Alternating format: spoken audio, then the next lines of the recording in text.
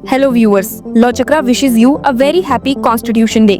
देश का संविधान सबसे ऊपर है और हमेशा रहेगा। इसी उम्मीद से चलिए आज की इस वीडियो की शुरुआत करते हैं। और अगर संविधान दिवस के दिन बात हो ही रही है तो हमारी डेमोक्रेसी में इलेक्शन का क्या महत्व है, इसका अंदाजा तो सभी को है। साथ ही कैसे ये इलेक्शन फेयर और ट्रांसपेरेंट होने चाहिए, इस पे भी कोई डिस्कशन करने वाली बात नहीं है। लेकिन फिर भी इन दिनों कुछ ऐसा हुआ है जिसने इलेक्शन प्रोसेस की इंटीग्रिटी और ट्रांसपेरेंसी पर बड़े सवाल खड़े किए हैं। महाराष्ट्र असेंबली इलेक्शंस 2024 के रिजल्ट्स 20 नवंबर को आ गए थे और इनका इम्पैक्ट अब पूरे देश में महसूस हो रहा है। बीजेपी और उनकी अलाइंस की जबरदस्त जीत ने महाविकास आघाड़ी, शिवसेना, यूबीटी, कांग्रेस और एनसीपी को एक बड़ी हार का सामना करवाया है। लेकिन इस बार के इलेक्शंस सिर्फ नंबर का खेल नहीं रहे। इसने एक कंट्रोवर्शियल डिबेट को जन्म दिया है जो जुडिशरी, ईवीएम्स और डेमोक्रेटिक प्रोसेस को लेकर है।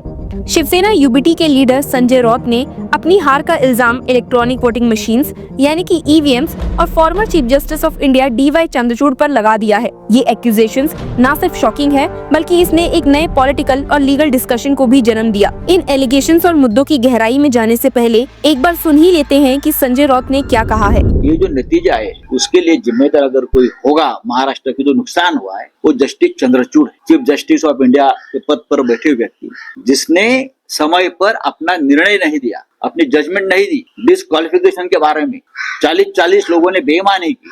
जिस पार्टी से चुनकर आए थे वो पार्टी को छोड़कर दूसरे पार्टी में जाकर सत्ता में बैठे हैं। आपकी जिम्मेदारी है संविधान की रक्षा। आपने अगर निर्णय दिया होता तो ये हिम्मत आगे कोई नहीं करता। अपने वो आज भी वो खिड़की दरवाजे खुले रखकर आप वहां से रिटायर हो गए। आप कोई भी किसी तरह से पार्टी बदल सकता है या सरकार बना सकता है जिससे पार्टी अपनी पार्टी को छोड़कर, तो इतिहास चंद्रचूड़ साहब को कभी माफ नहीं करेगा और उनका नाम काले शाही में लिखा जाएगा एकदम कि इस प्रकार की व्यक्ति अपने पद पर बैठी थी और 3 साल तक एक संविधान के खिलाफ बैठी हुई सरकार को प्रोटेक्शन देते रही।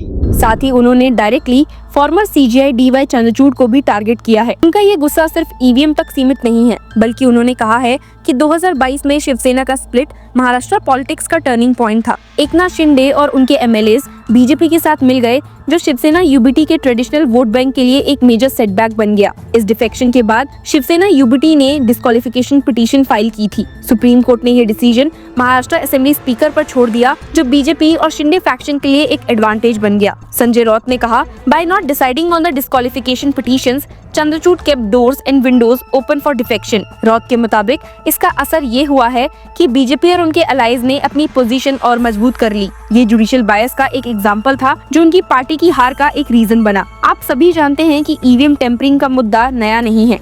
हर बार जब ऑपोजिशन को हार मिलती है ईवीएम्स पर सवाल उठाए जाते हैं और इस बार भी महाराष्ट्र के रिजल्ट से एमवीए खुश नहीं है। पर सोचने वाली बात ये है कि क्या सच में महाराष्ट्र में हुए असेंबली इलेक्शंस में कुछ गड़बड़ थी। आपको बता दूं कि कांग्रेस के एलिगेशंस ने और भी ध्यान अट्रैक्ट किया जब पार्टी स्पोक्सपर्सन रागिनी नायक ने एक वीडियो के जरिए ये क्लेम किया कि महाराष्ट्र के एक गांव में कांग्रेस को 0 वोट मिले, जबकि गांव वाले कह रहे हैं कि उन्होंने कांग्रेस को ही वोट दिया था। उन्होंने वीडियो शेयर किया जिसमें गांव वाले प्रोटेस्ट कर रहे हैं और लिखा, एक कमाल ये भी है कि एक ऐसा गांव है महाराष्ट्र में जहां कांग्रेस को एक भी वोट नहीं मिला, यानी 0। अब गांव वाले प्रदर्शन कर रहे हैं कि वोट तो हमने कांग्रेस को ही दिया तो 0 कैसे हो गया। ज्यादातर दाल में कुछ काला होता है। महाराष्ट्र विधानसभा चुनाव में तो पूरी दाल ही काली है। जहां एक तरफ पॉलिटिकल माहौल में ईवीएम टेम्परिंग को लेकर ऐसा शोर मचा हुआ है, वहीं दूसरी तरफ सुप्रीम कोर्ट में भी इसकी गूंज ना सुनाई दे, ऐसा हो ही नहीं सकता।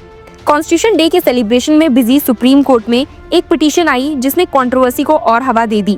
सुप्रीम कोर्ट ने 26 नवंबर को इवेंजलिस्ट डॉक्टर के पॉल की एक पब्लिक इंटरेस्ट लिटिगेशन सुनी है जो भारत में फिजिकल बैलेट वोटिंग लागू करने की मांग करती है। इस पीआईएल में इलेक्शन कमीशन को ये निर्देश देने की भी मांग की गई है कि कैंडिडेट्स चुनाव के दौरान पैसा, शराब या दूसरे लालच देते हुए पकड़े जाएं, उन्हें कम से कम 5 साल के लिए डिस्क्वालीफाई किया जाए। डॉक्टर पॉल जो पिटिशनर की तरह कोर्ट में पेश थे, उन्होंने अपने आर्गुमेंट्स की शुरुआत ये कहते हुए की that this PIL I have filed after much prayer. लेकिन जस्टिस विक्रम नाथ जो जस्टिस पीबी वर्ले के साथ बेंच पर बैठे थे, उन्होंने उन्हें वहीं रोका और कहा, you have filed PILs earlier, how do you get such brilliant ideas. Doctor Paul ने जवाब दिया कि वो अभी लॉस एंजलिस में ग्लोबल पीस समिट की सफलता के बाद भारत लौट रहे हैं और उनके साथ 180 रिटायर्ड IAS, IPS ऑफिसर्स और जजेस का सपोर्ट है। उन्होंने अपने ह्यूमैनिटेरियन एफर्ट्स के बारे में बताते हुए कहा कि उन्होंने 3,10,000 अनाथ बच्चों को बचाया और 40 लाख विधवाओं की मदद की है। उन्होंने कहा, वी हैव 5,000 विडोज इन दिल्ली, जिससे उनकी क्रेडिबिलिटी दिखाने की कोशिश हुई। डॉक्टर पॉल ने अपने आर्गुमेंट्स का एक बड़ा हिस्सा फिजिकल बैलेट वोटिंग की मांग पर केंद्रित रखा। उनका कहना था कि दुनिया की लगभग सभी डेमोक्रेसी बैलेट पेपर सिस्टम का इस्तेमाल करती है। उन्होंने कहा, every democracy in the world if you see has physical ballot paper unless dictators because they do not have elections. अपने इंटरनेशनल एक्सपीरियंसेस का जिक्र करते हुए उन्होंने बताया कि उन्होंने रशिया के प्रेसिडेंट व्लादिमीर पुतिन और सीरिया के प्रेसिडेंट बशर अल असाद जैसे नेताओं से मुलाकात की है और डेमोक्रेसी को प्रोटेक्ट करना उनका मकसद है। जब बेंच ने उनसे पूछा कि वो चाहते हैं कि भारत दूसरे देशों का अनुसरण क्यों करे, तो डॉक्टर पॉल ने इसका जवाब दिया, because there is corruption. Justice Nath ने इस पर तुरंत उन्हें डिसमिस करते हुए कहा, there is no corruption, who says corruption. इस पर डॉक्टर पॉल ने इलेक्शन कमीशन के उस घोषणा का जिक्र किया जिसमें कहा गया था कि 9,000 करोड़ रुपए की नकदी और सोना पकड़ा गया है। डॉक्टर पॉल ने कहा, election commission announced this year in June that they have seized 9,000 crore, more than $1 billion cash and gold. What is the consequence? लेकिन जस्टिस नाथ ने स्पष्ट किया, political parties have no problem with this system, you have a problem. Doctor Paul ने ये दावा किया कि एक बिजनेसमैन ने 6 बड़े पॉलिटिकल पार्टीज इंक्लूडिंग कांग्रेस और बीजेपी को चुनाव के दौरान 1200 करोड़ रुपए दिए। उन्होंने अपनी बात को आगे बढ़ाते हुए ईवीएम टेम्परिंग के मुद्दे को उठाया और चंद्रबाबू नायडू और जगन मोहन रेड्डी जैसे नेताओं के ईवीएम के खिलाफ एलिगेशंस का जिक्र किया। उन्होंने कहा कि एलन मस्क ने भी लिखित रूप से कहा है कि ईवीएम टेम्पर हो सकते हैं। पॉल ने कहा, this recent election I have seen mafia.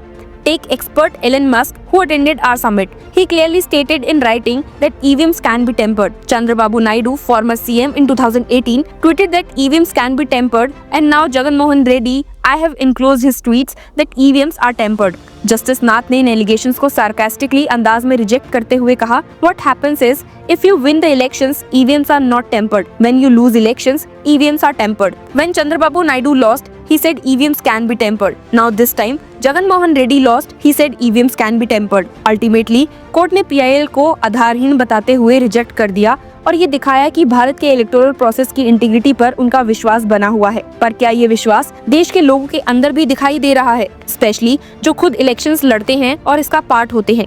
Swara Bhaskar, जिनके हस्बैंड फहाद अहमद ने अनुशक्ति नगर से इलेक्शन लड़ा, उन्होंने भी लिखा है that NCP rival Sana Malik was ahead on EVMs that showed 99% battery, but behind on EVMs with less battery. Aditya Thackeray ने इस इशू को और एग्रेसिवली उठाया और बोला, it was not clear if the elections were decided by the people's mandate or by the tampering of the EVMs by the BJP. हालांकि election commission ने बार बार ये क्लैरिफाई किया है कि ईवीएम टेम्पर प्रूफ है और उनका सिस्टम ट्रांसपेरेंट है, लेकिन ऑपोजिशन के एलिगेशंस पब्लिक को कंफ्यूज करते हैं और इलेक्शन प्रोसेस की क्रेडिबिलिटी पर सवाल उठाते हैं। जहां एक तरफ संजय रॉत के एक्यूजेशंस और सुप्रीम कोर्ट में ऐसी हियरिंग सुनाई दी, वहीं बीजेपी ने रॉत की डिमांड्स को लूजर्स एक्सक्यूज कहा है। They said when the opposition wins, EVMs are good, when they lose, they blame the machines. These double standards won't work. Critics मानते हैं कि फॉर्मर CJI DY चंद्रचूड़ को ब्लेम करना संजय रॉत के स्टेटमेंट्स का सबसे कंट्रोवर्शियल एस्पेक्ट है। चंद्रचूड़ ने अपने टेन्योर में जुडिशरी की ऑटोनॉमी और ट्रांसपेरेंसी के लिए काफी काम किया है, लेकिन पॉलिटिकल आउटकम्स को उनके डिसीजन से जोड़ना एक बायस नैरेटिव को प्रमोट कर सकता है। सुप्रीम कोर्ट के डिले की वजह से डिफेक्शंस का फायदा बीजेपी और शिंदे को मिला, लेकिन इससे जुडिशरी की क्रेडिबिलिटी पर सवाल उठाना अनफेयर है। वो ये भी मानते हैं कि MVA की हार के बाद ऑपोजिशन पार्टीज को ब्लेम गेम से निकालकर इंट्रोस्पेक्शन करना होगा। पब्लिक का ट्रस्ट जीतने के लिए पॉलिसीज और प्रोमिसेस के साथ एग्जीक्यूशन पर फोकस जरूरी है। जुडिशरी और इलेक्शन प्रोसेस को ब्लेम करना एक टेम्परेरी डिस्ट्रैक्शन है, लेकिन लॉन्ग टर्म सॉल्यूशंस के लिए अकाउंटेबिलिटी और इंट्रोस्पेक्शन की जरूरत है। आपको महाराष्ट्र के रिजल्ट्स पर क्या कहना है, हमें कमेंट्स में जरूर बताइए। And keep following law chakra for more such news.